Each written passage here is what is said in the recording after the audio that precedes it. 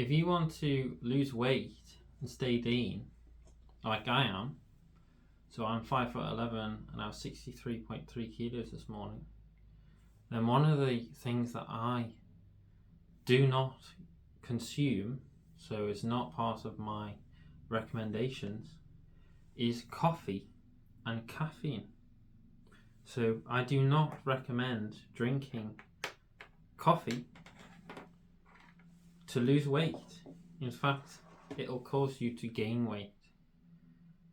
Now I specialise specifically in weight loss and health gain, but I will mention potentially other secondary health concerns other than gaining weight.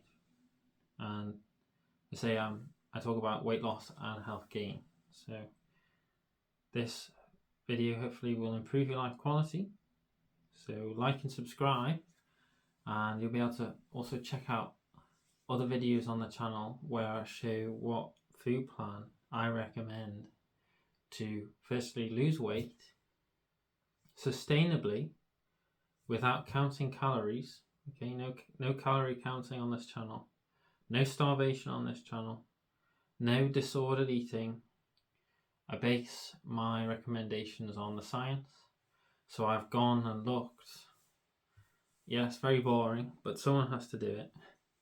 Gone and looked at the science, and I base my food recommendations on this papers that have been written by very intelligent people.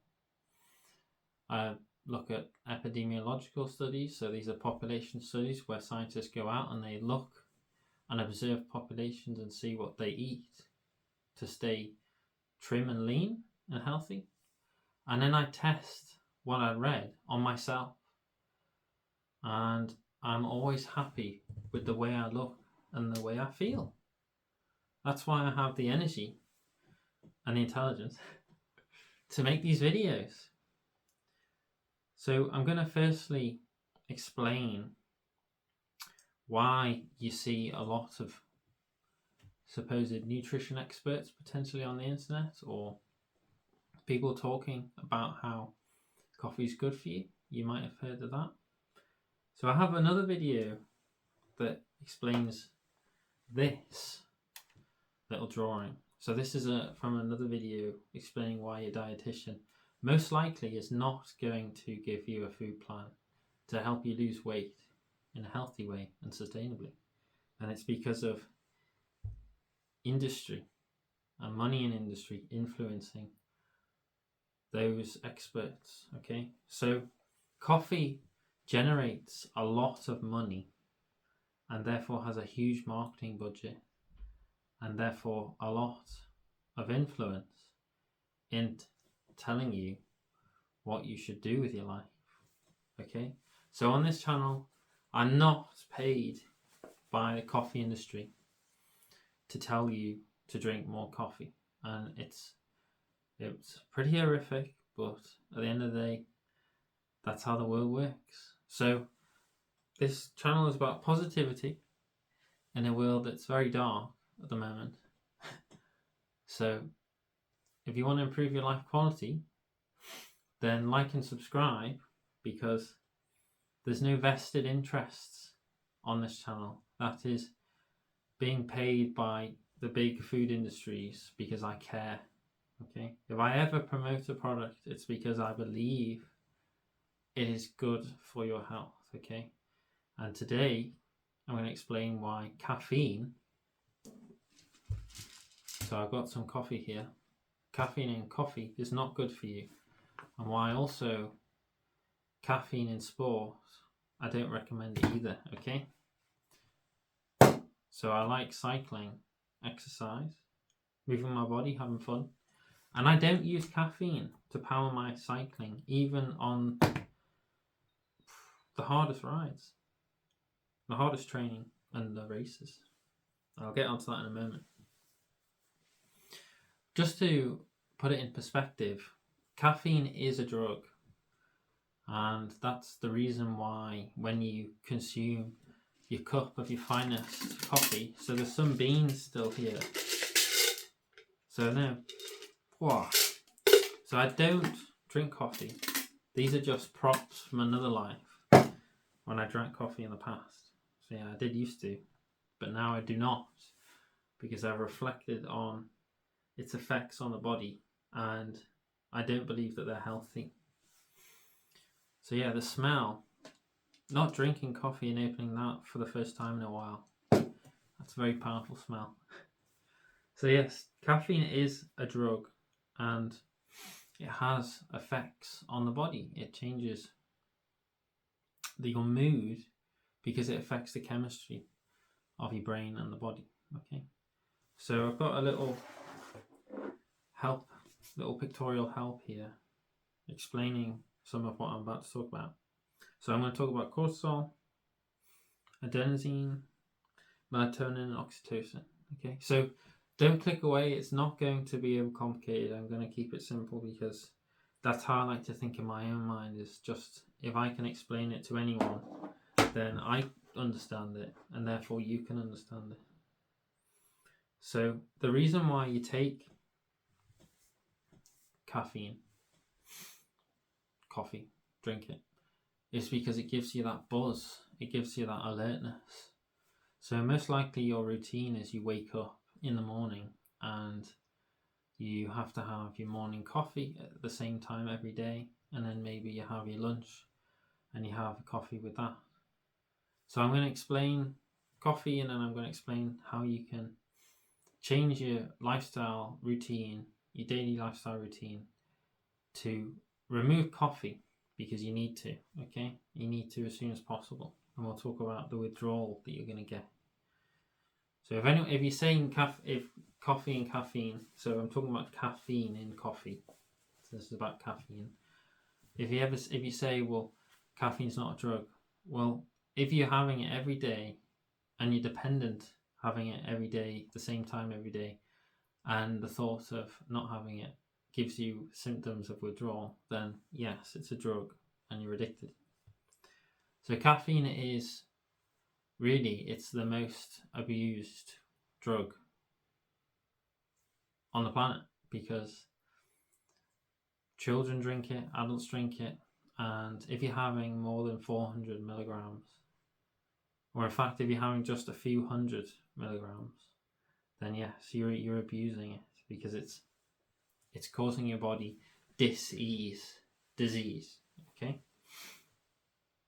so now that we've got the groundwork out of the way, when you drink coffee, you're going to cause your stress hormone, cortisol, okay, so cortisol is your stress hormone, to be increased, and we don't want this, okay? So talking about weight gain, when you have chronically elevated levels of cortisol, so if you have your morning coffee, then maybe lunch coffee, or 2 cups of coffee in the morning and then another cup of coffee later on in the afternoon, after you get that lull, or that feeling that once the effects of the caffeine is starting to wear off and you start to feel tired and you need another hit, then what you're doing is you're causing a blockage of the adenosine receptors in your brain, and you're causing melatonin and oxytocin not to be released. Okay, so this leads to obviously your sleep being affected as well. So I'm going to talk about that in a moment. So increased cortisol leads to weight gain. Okay, so this is your weight gain hormone and stress hormone. So drinking caffeine increases cortisol levels. Adenosine receptors are blocked by the caffeine, which causes the oxytocin not to be released. Okay, so the reason why you get sleepy during the day is because you're building fatigue in your brain and tiredness in your brain, and therefore these being increasing during the day is good, because that means by the time that you get to, I would recommend 8 o'clock, 8 p.m, you go to bed and try and go to sleep at 8 p.m, ideally, if you want the best sleep. between 8 and 9, you want these to build during the day. And because you're being the receptor site in your brain, the adenosine receptor site, is being blocked, your sleep is ruined. So the way I see caffeine is essentially, it's like dropping a thermonuclear warhead on your health. You're just destroying your health, okay? So you need to quit. And I say quit because it's a dependency and it's an addiction. So I used to have it when I was younger in school, and I stopped because I had this one certain, health event where I got, heart palpitations because I was, I suppose, getting addicted to the feeling, and that was enough to scare me into realizing that it's a bit silly, really. And that was way before I ever thought about starting this channel and health and anything. That was just one of my life experiences that I remember pretty well. So there's another reason. It affects your heart and give you heart palpitations, which are horrible. So in order to stop cortisol and having chronically high levels of cortisol, you can stop taking caffeine. So I would recommend, if you're going to stop having it, I wouldn't recommend cutting. If you say you're having 2 or 3 cups of coffee a day, I wouldn't immediately on the first day completely stop taking it all. I would just, maybe over a few days, gradually decrease the amount of coffee you have. And then by the time you're on your last day, where you're on your last cup, and the first day when you don't have your coffee, you will feel terrible because you're going through withdrawal. And yes, you'll feel sad, most likely. And this is because you've altered your brain chemistry, and the body needs to just adapt back to the natural, healthy way, the brain chemistry that you had before you started using caffeine. And then it might take, it depends, in some people it might take up to maybe a month to feel back to normal. But it's so worth it, okay? It's so worth it. So I'll get on to the reasons why you probably were having coffee in a moment, but I'm going to just explain a few more things about the effects of coffee on the body.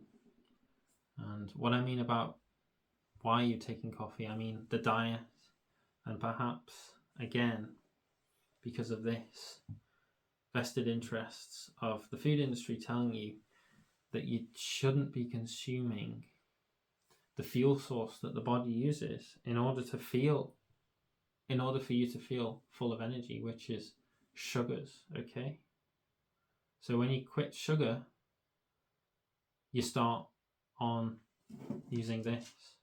And if you quit this, you start on using sugars. So I'll explain it in a moment. But the other effects of caffeine is that it's a vasoconstrictor. So essentially, if you have your artery or your capillary that looks like this, it's this big, which is good. And then once you have coffee, it causes the capillaries and arteries to literally constrict like this, get smaller. And obviously, this then leads to increased blood pressure. So if you're chronically drinking coffee and abusing coffee, you're causing vasoconstriction of your blood vessels, which leads to chronic levels of hypertension, which leads to increased rates of, I'm not going to go into detail, but essentially having chronically high levels of hypertension. Hypertension causes damage to your blood vessels, your arteries, your capillaries, and can lead, if you're having decade after decade of caffeine abuse, will increase your likelihood of getting silent strokes. Okay, so the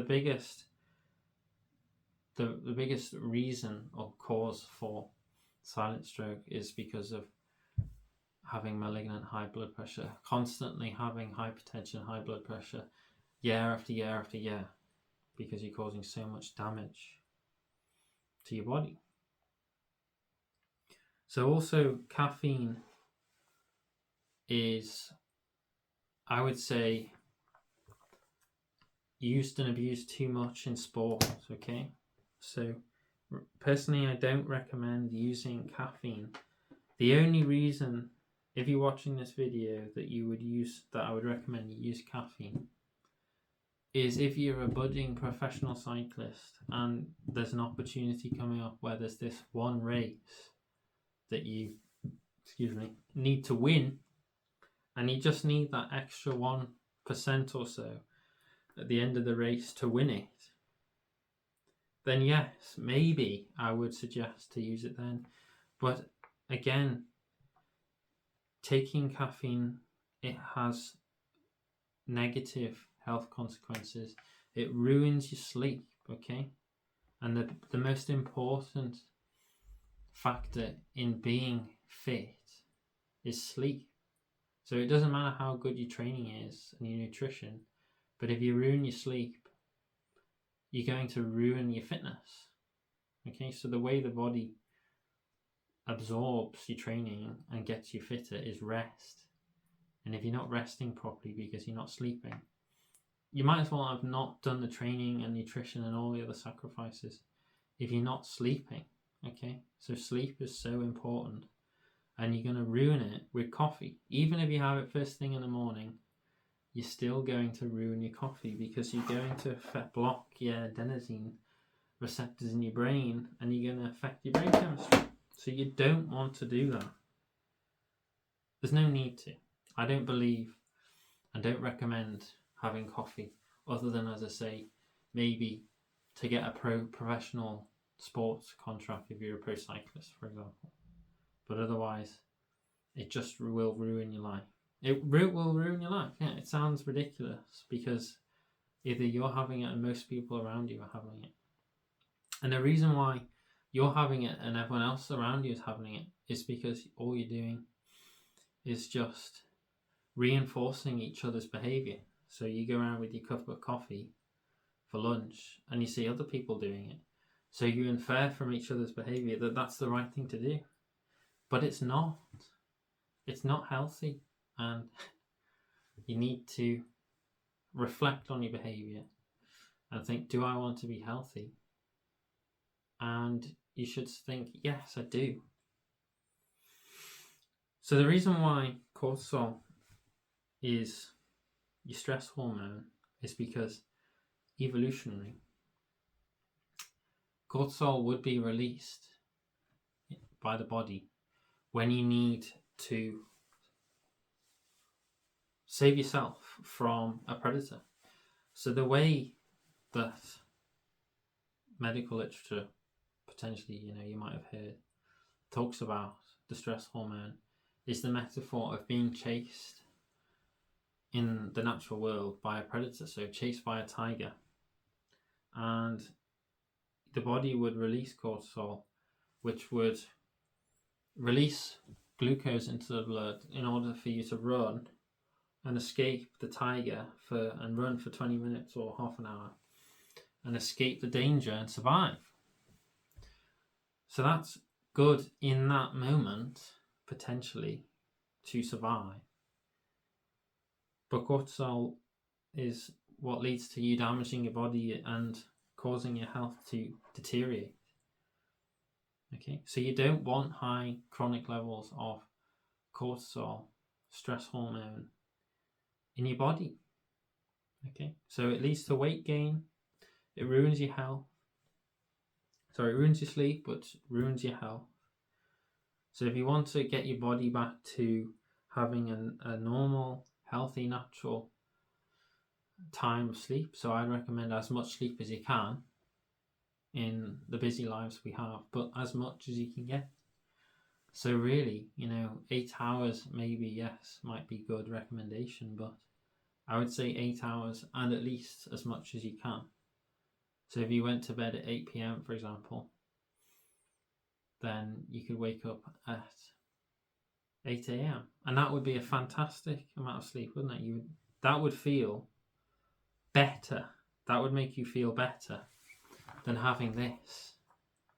Good sleep means that you don't have to abuse stimulants because you don't feel like you need to be woken up and kept awake by caffeine. So you can get into the routine of caffeine being something that you have to rely upon as part of your daily routine, and you can become dependent. So if you're doing a job that maybe requires you to be using your brain to think, then also caffeine can, I mean, it might sound ridiculous, but can make you more stupid. So as I said, that caffeine is a vasoconstrictor. So if you're, and that's everywhere in the body.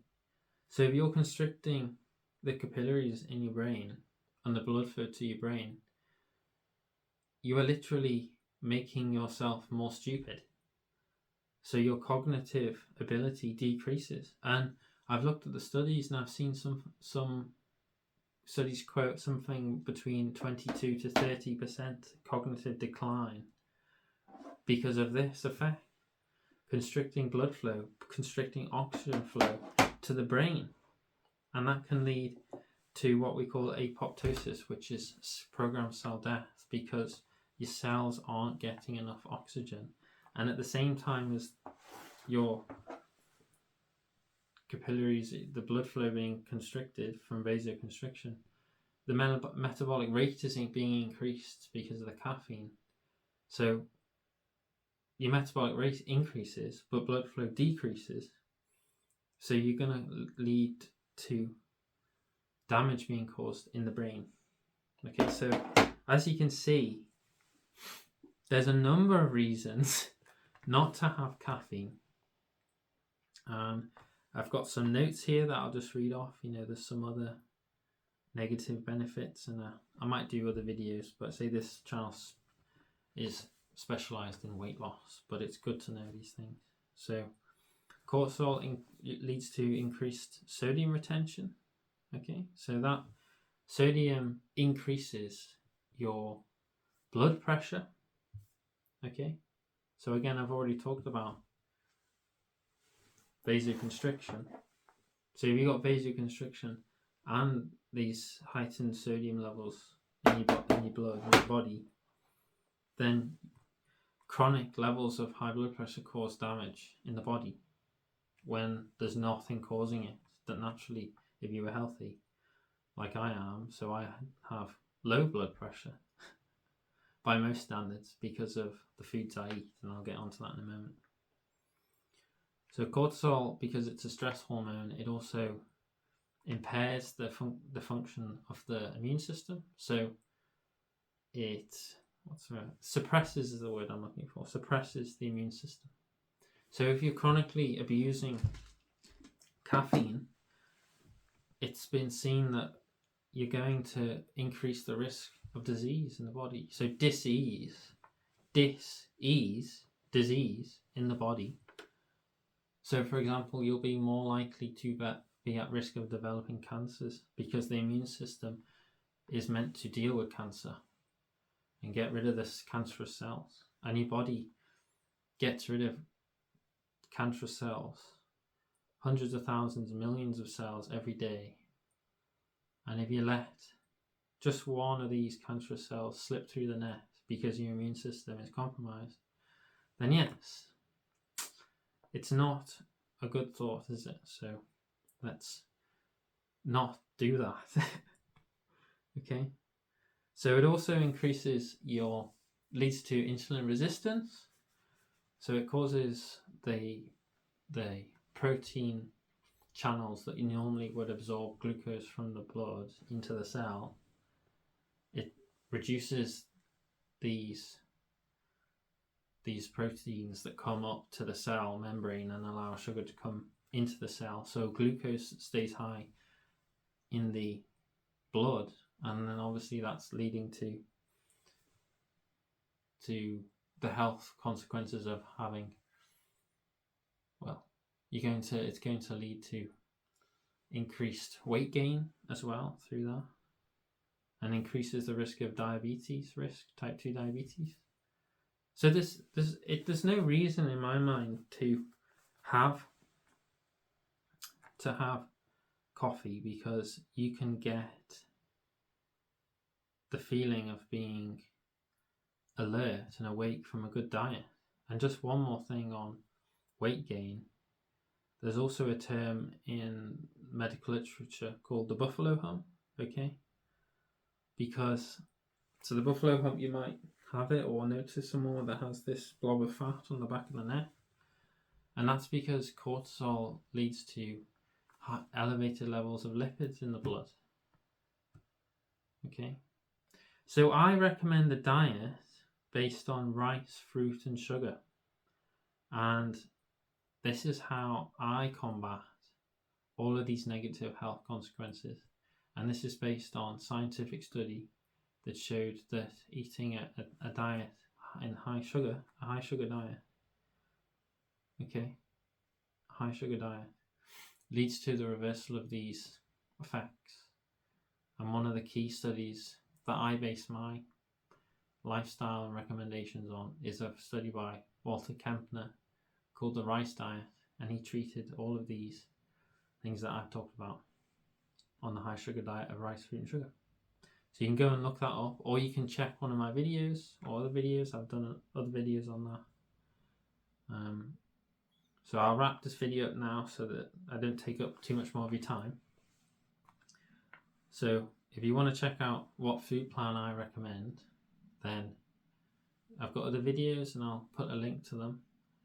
But just to wrap up with this breaking the matrix, okay? So we're going to break the matrix now. The reason why you're being told to have sugar, getting ahead of myself. The reason why you're told to have caffeine is because you're told not to have sugar, okay? And sugar is the main fuel source for the body, okay? So glycolysis is the primary energy system of the human body. The body runs on sugar to produce ATP. So the body runs on sugar to produce ATP, and ATP is used in all the cells of the body in order to essentially act as a currency to move ions around the cell and to create gradients which allow movement between cell membranes. And I won't get into more detail because I'll do maybe another video on that. But what you need to remember is sugar is the primary energy system, is used by the primary energy system in the body to make ATP. Okay?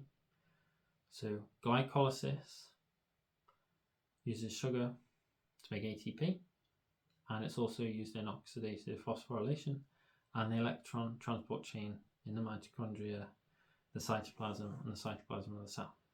Okay?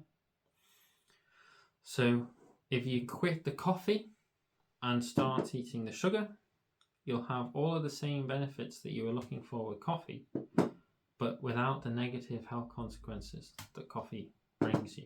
So literally, sugar will save your life. Okay, and I've got other videos explaining why it doesn't lead to diabetes. Okay, sugar does not cause type 2 diabetes. In fact, it reverses it. And whenever scientific studies are done to try and show that sugar causes diabetes, it's the opposite. Okay, so I'll have more videos on that, so stay tuned. And I hope this video helped. And if there was anything more that you wanted me to clarify, then leave a comment and maybe I'll make another video.